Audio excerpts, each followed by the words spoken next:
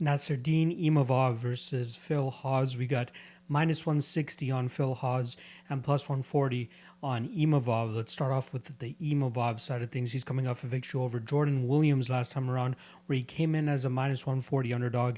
And that's a fight that I remember distinctly due to the fact that I don't remember much about Imavov, or at least I wasn't able to actually gather enough information regarding Imavov due to the lack of footage that was available of him before this Jordan Williams fight. Luckily, we were able to go out there and get 15 hard minutes of Imavov tape against Jordan Williams, and still feel like there's a little bit more that we need to find out about this guy to see how good he actually is. He's 9-2, same record as Phil Hawes. He's 24 years old, so he still has some time to grow. And he has a solid frame at 6'3" with a 75.5-inch reach. I think he could be a very interesting prospect in this division if he can truly round out his tools. Now, he's training over there at the MMA factory in France. I believe his coach's name is something Ferdinand. I can't remember his first name, or that actually might be his first name. But he is famous for training most of those French fighters. Taylor Lapilus, Czech Congo. I think he started with Francis Ngannou before Ngannou decided to come over to the States. And then I also believe he's trained with Cyril Gane as well, too. But Imavov is a completely different guy compared to those last couple of names that I've thrown out there. His nickname is a Russian sniper, which is weird given that this guy comes from a French background. Regardless, you kind of see it in his fights because he stands kind of tall, uses his range very well, and his jab right down the middle is a very, very sharp strike of his. He does have good chokes as well, too. He showcased a couple of them against Jordan Williams, but wasn't really able to get the finish there. However, it could definitely come into play in this fight against Phil Hawes, who has shown to slow down later in fights. Now, we haven't really seen Phil Hawes push later in fights as of late, with him having finished a couple of his last opponents. Obviously, the Bestayev fight and the Jacob Malkoun fight, both fights. The Bestayev fight, obviously in the Contender Series, and the Malkoun fight back at UFC 254, I believe it was.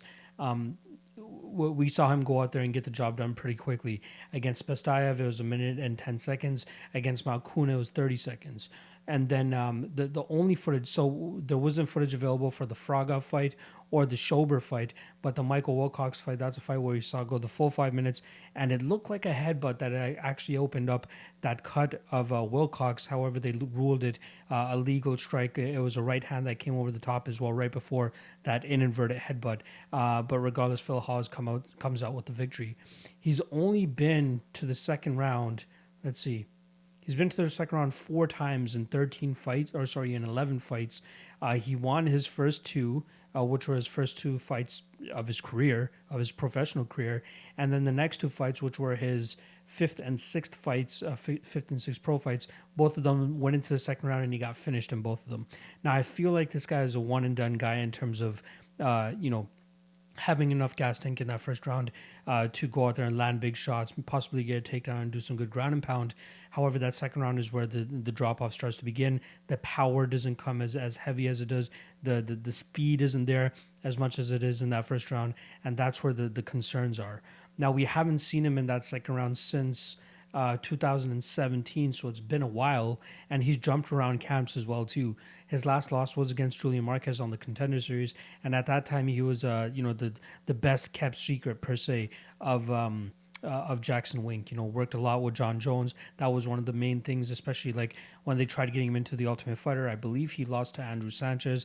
I could be off on that, but he didn't even make it into the house. Then he goes on to the Contender Series for the first time, gets knocked out in the second round by Julian Marquez, and then the next time he comes around finally and gets that victory over Bestayev, not before putting together 3 straight victories after losing to Julian Marquez, then comes into the Contender Series, gets that knockout, gets the ticket to the UFC, and gets a quick 30-second knockout. But there's not so much that you can take from these types of fighters.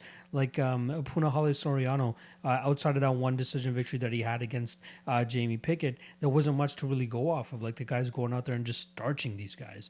And that's not really what you want to be betting on, because you're just always betting on these guys to go out there and get the finish. The perfect example that I like to bring up, at least most recently that's come up, is the Louis Kosi fight, where he's not able to get that first round finish, and then Sasha Palatnikov goes out there and finishes him in the third round. I don't know if Phil Hawes has truly made those improvements in the cardio realm. Like we just haven't seen it. So you can't say, yes, he's going to have better cardio. You know what I mean? We need to go see him go out there and do that. I like the approach that he took in the Bestaya fight with implementing that lead leg kick, that calf kick specifically, to really get Bestaya thinking about that and then kind of flinching on that and then coming over with the big overhand, which was eventually the downfall of Bestaya in that fight. Another thing about Phil Hawes is he seems to have changed gyms quite often. So, like I said, he started off most recent, or he started off, or at least he's known for being the best kept secret at Jackson Wink. Then after his Julian Marquez fight, he went over to Bellator, and you saw Tiger Schulman in his corner. So he moved over there to, I believe it's the New York and New Jersey region that the Schulman brothers are at, and he had a couple fights with them, I believe. I wasn't able to track down the tape on his Brave CF fights or his Brave CF fights, so I wasn't able to see who's in the corner there. But then you see him go against Bestayev in the Contender Series. This was just in September of this year, and he has Sanford MMA guys in his corner. Now you're seeing, on his Instagram as well, he's mainly training over there at Sanford MMA. But roughly about 3 weeks ago, he actually went over to I believe, Switzerland to train with Volkan Oezdemir with his gym over there. So I think he just wanted to get on to that side of the world, get on kind of a similar time zone and clock by being over there in Europe, closer to Abu Dhabi rather than being down in Florida. And he still has some of his guys over there that he mainly trains with at Sanford, mainly Volkan Oezdemir being one of the guys that I was able to spot. I'm certain, obviously, his Sanford MMA coaches are going to be coming over closer to the time of the fight. But he's been spending, like I said, the last 3 weeks. Right now, it's January 3rd, so we're talking about about 2 weeks before the fight's actually supposed to happen. So all in all, he's going to have been over there for a solid 5 weeks, which I think is very beneficial for him to not have to deal with the jet lag and crossing the pond during a weight cut and all the nerves that he has to deal with going into the fight week and all that type of stuff. So I think he's stacking the chips in his favor, and this is a great way to do it. Now, I've always talked about Phil Hawes being a fadeable fighter because I think he truly is a round one or bust kind of guy, and I kind of overextended myself by taking the heavy underdog odds on Jacob Malkuna last time, and I paid for it almost immediately. Like the guy got put out within 30 seconds. I don't know if Imavov is that guy. I wanted to find a reason to bet Imavov here, especially as a dog, a plus 140 dog. But I feel like I need higher or better odds to actually stretch out and actually make that bet. Phil Hawes, on the other end, I still don't feel comfortable enough betting him at that minus 160 range. The spot that you do want to hit if you are liking Phil Hawes is him to win inside the distance at plus 105, or even him to win by KO, which I believe is around that plus 125, plus 130 range. I think that's the spot that you want to hit.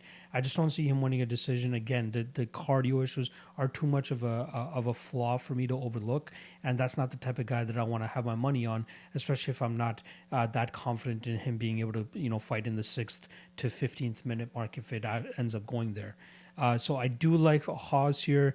I couldn't, side with Imavov after running the tape. He is hittable. I think that lead calf kick that we saw Phil Hawes implement in his Bestayev fight, that could come in handy here against Imavov, as I believe that Imavov will have a 3-inch height advantage. However, Phil Hawes does have the reach advantage here. However, you can still see guys taking advantage of the height discrepancy and using that as a defensive mechanism in terms of kind of leaning back and getting out of the way of shots. That's why I think Phil Hawes has kind of chosen the route of just chewing up that lead leg, letting his opponent kind of just focus on that first, and then bring the fight back up to the head and really start landing the damage there and hopefully getting these guys out in that first round. So I'll go with Phil Hawes to win this fight via first round KO. Not the most confident in it, as I believe if this does see the second round, it could get iffy. So maybe a good live betting opportunity as well, because Phil Hawes will more than likely win that first round. Another angle that I just want to quickly throw out there is with Imavov, that choke that I was talking about, if Phil Hawes starts sucking wind in that sixth or that second round and that third round, and Imavov tries to pull off that type of choke like he tried against Jordan Williams, and as he's been successful with in his past fights, I think it could get very hairy for Phil Hawes, as I don't think he'll have as much explosion and ability to get out of those bad positions that Jordan Williams was in. And Jordan Williams was sucking wind himself too, and I feel like Phil Hawes might have a worse gas tank than that. Again, if he hasn't improved it, and I'm just basing it off of what I've seen up until this point, and that's all we have to work with. So, but I still think that we won't end up seeing that second round. I think Phil Hawes is the right side here in terms of him getting that first round KO, and that's the side that I'm going to be going with. Again, not sure if I'll actually make an official bet on it, but in terms of a prediction, I'll go with Phil Hawes to win this fight via first round KO.